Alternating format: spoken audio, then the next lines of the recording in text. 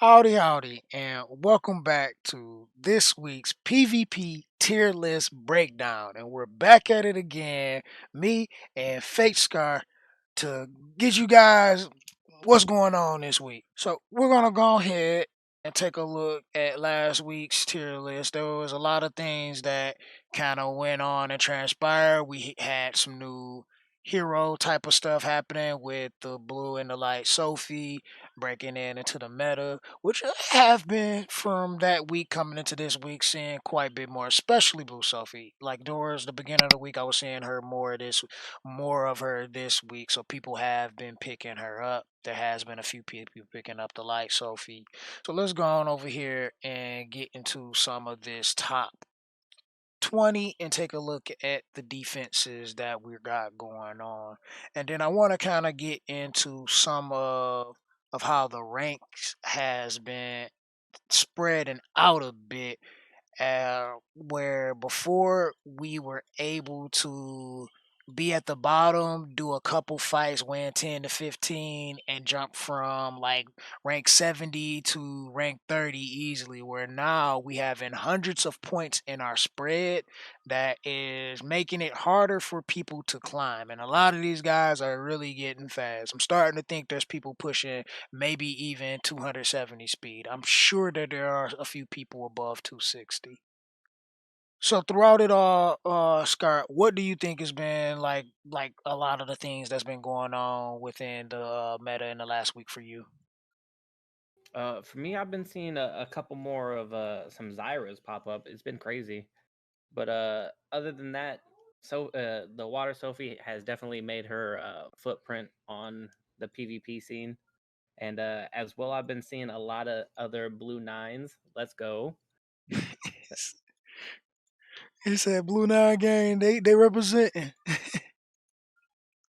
His provoke has been like extremely like good for me. Like I did a my whole video on it, and like every time he would like provoke at least 3 out of 5 or 4 out of 5 of the other heroes. And it's hard to like do anything at that point. Like you pretty much just done because they're gonna all have to focus him unless you could just one shot him. But if he's tanky enough, then you're not about to really get through him that easily. That Yeah, and then when you have him on the warrior set and he revenges, he's gonna get that shield up. which is gonna be hard to break through once you have a decent amount of attack put into him. So as you get into that point where you're starting to max build him and getting him to level 60, he's gonna be definitely a powerhouse to deal with. Now, I think people had took my advice from last week because I came across one blue Sophie that was pretty tanky, that was super fast, that's locked my team. She completely locked my team, and it was a nightmare. It was a travesty. Yeah, that sounds like it. So I'm definitely like maybe maybe people do watch this stuff. Maybe people are listening. Build that super fast tanky Sophie so she can take first turn, if not be the second to move after the booster and just go. Because I know some people get those striker sets and have that speed, and it's just it's not good for any damage. But you got those extra speed subs that you can't do nothing with, and that is like perfect for a hero like that. So a lot of times you want to hold on to some of the gear you have. I kind of feel bad because I've been selling a lot of the artifacts and the purple gear that I've had lying around because they're completely useless, but they always doing something in this game or adding a new hero that can make that gear useful. So it's kind of hard to let go when you know you need to hold on to see what happens, what new heroes that they put in. Because keep in mind, we do get a new hero every month, month, and they possibly bring a hero back that has been in previously, just like how Arslan is. So hopefully this month coming in, we get the Blue Joshua, and that changes the meta even more. Another turn bar booster, so we definitely going to be heavy with the triple turn bar booster meta, and there's probably going to be more people playing with quad, just because you can have the green Mah-Lon built for more damage than anything. And since she'd be at the bottom of your team, she could be pushing everybody to attack again after she moves. They won't ever do their burst on the first turn. They always wait till their second turn to do a burst.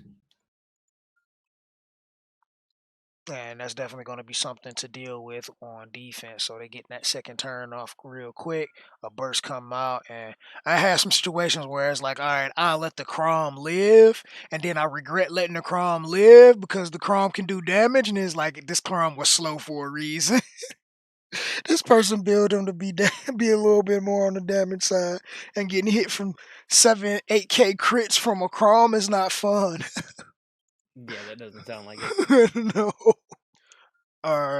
One thing else that I have noticed was that our buddy Benga has actually been playing a little bit more. If we can find him, he's back in like the top 20 somewhere. There you go. He's I sitting believe at he's number 9. number nine in the top 10 nonetheless. Number Mm-hmm. 9. So he's been back playing a little bit more, rocking that light. Sophie got to put that flex out. So yeah, I definitely like to see if he's able to push back up and get to the top again. I'm not sure. I don't think he's the fastest person anymore.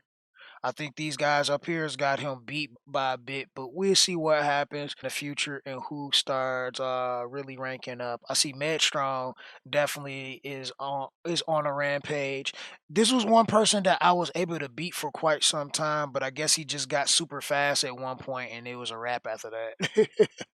Like can't take this guy on anymore, and he stays in the top 10, so it goes to show what he's capable of now, where before he was fighting like the rest of us just to stay in the top 20.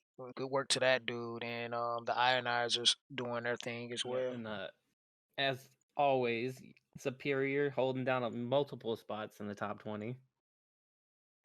Everywhere. Everywhere. These guys literally is leading the race when it comes to the amount of people that they have, not only in the top 100, Mm-hmm. but you get to the top 20 or just period inside the whole realm of everything. These guys are extremely strong. So yeah, big shout out to Superior doing their thing. It's a good group of guys. I mean, big shout out to Kai, man. Much love, man. I appreciate all the love and support you've been showing me too, dude. See, if I didn't have my own little thing, I would want to be a Superior member too. Facts. Yeah, big big facts.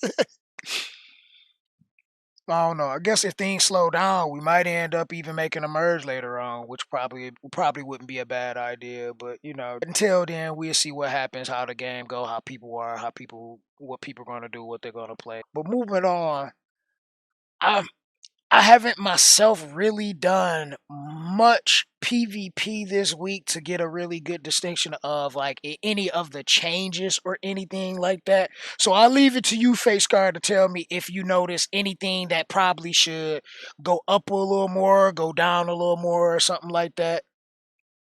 Yeah, like I was saying, I've been seeing a few more of the Zyras, and then when you look at one of the ones in the top 10, I believe Bedstrong, as you said, he's also rocking a Zyra. So I've seen a little upsurge in her a little lately. Maybe it's because people are building her for the raid and they're just using her as another attack character AOE to soften people up. But Yeah, she does some pretty good damage too. Medstrong Zyra does some good damage. Like she hurt and then she attack breaks you, so even if you cut, you lose so much damage. yeah, So yeah, she's one that's been slept on in recent weeks. Like in the first few weeks, because she was one of the ones a lot of people built on just to get them through progression. A lot of people opted out of her later, so it was only early progression players that were using her for the longest. But it was her and Frem dominating the PvP for a while. So it's hmm like to see her make an appearance again. That is pretty great because I like Zaira. I like Zaira. She doesn't really get the love and the credit that she deserves, being such a strong character within the game and not just the meta itself. So right now she's sitting at C tier. What do you think? Do you think either she should deserve a B, A, I think Arslan, should get like a B tier, yeah. B? Just for the simple fact that, like you said, when you get that attack break on everybody else on the other squad, It's like they hit you with like wet ramen noodle arms. Exactly. One that I'm starting to see less and less of, and I think it was only a few people that really built her, was the blue Olivia. I just don't feel like she has a place anymore. Like she's almost non-existent to the point where she just don't even need to be on the list.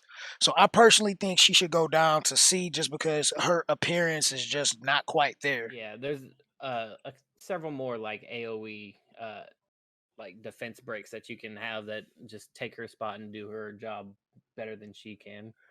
And then since like you really don't need a defense break to cleave in this game, since the damage is so high, it's like unless you really like her and want to build her, there's really no reason to have her in your team comp. I mean, I would like to see more of her just to have a little more diversity within it, but 6,000 crystals is a lot to put into that hero, and it's like her importance really won't come until later on after you had so many heroes built and you need her specifically for the fire boss and the raid. And that's pretty much it. Also, what I was thinking is with their AOE defense break, unless you know that that other team is going to be super ridiculously bruiser type, there's no reason to have it. it, It's it you just have so many other options in PvP. yeah, so much. It's like I still want to see more of the Dark Helga. I feel like you guys are sleeping heavily on her. As much as I tell people to save their renown, I want somebody to not listen and just listen to me saying get her. So I can see her more. So I can see her more. Cause like she's Yeah, so like good. I've started doing it, and like I did the video on her in the water 9, and it's just shows like how she could be built and how much better she could be built, because I know I definitely don't have like the best one built at all. No, but the way you have it set up, so when she moves, you already have enough burst to go into her burst, and something is going to die. Even if she doesn't wipe everything, something is going to die. So that gives her that extra turn, and then he goes into skill 2 and then cleaves the rest of your team out. It's like it's a perfect setup. It's the perfect setup. Yeah, Can you, ima- I love it.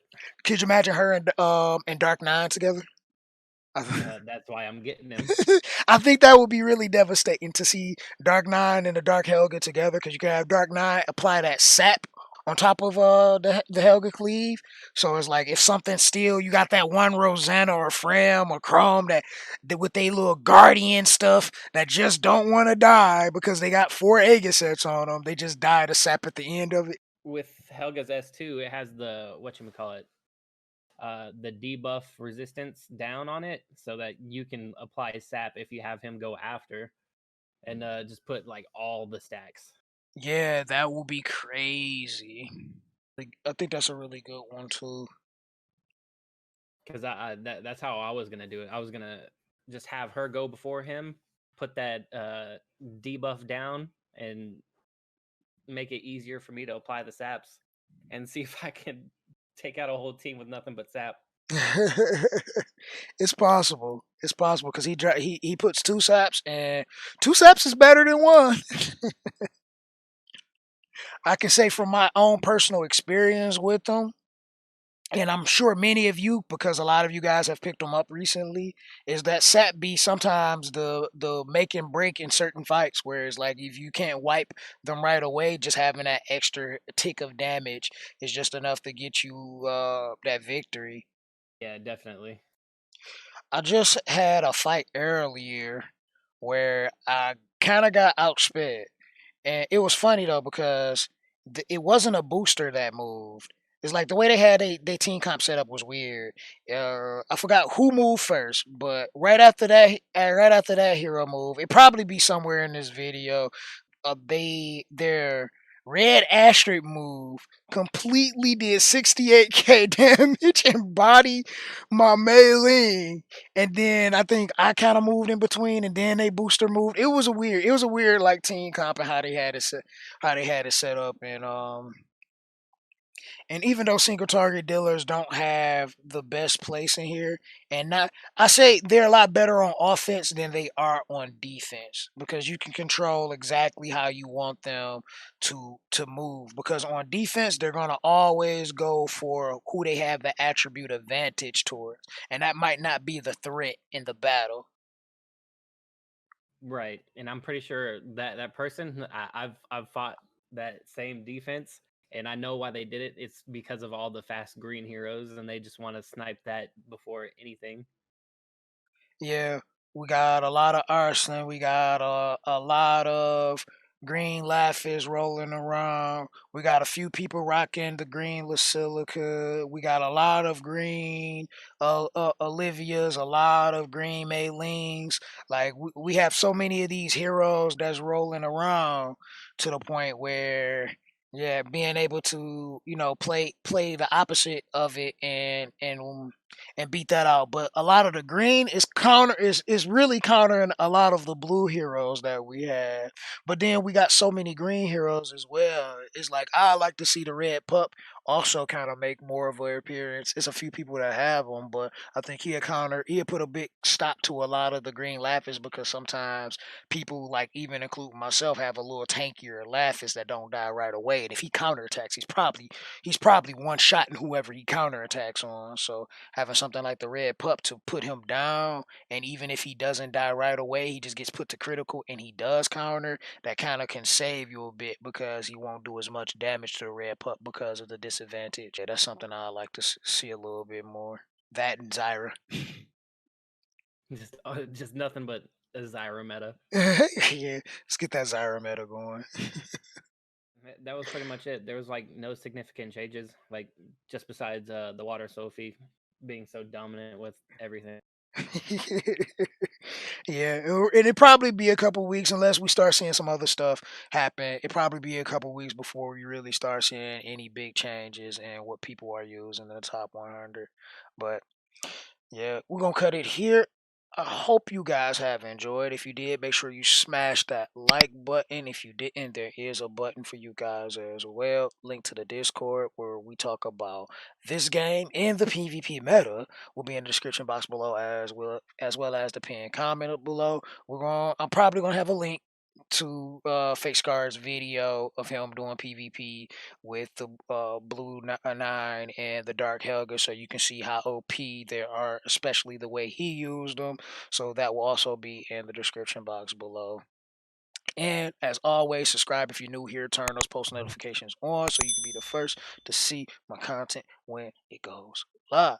And this is your host, Gamer Dude 2088, signing out. Much love. God bless. Deuces.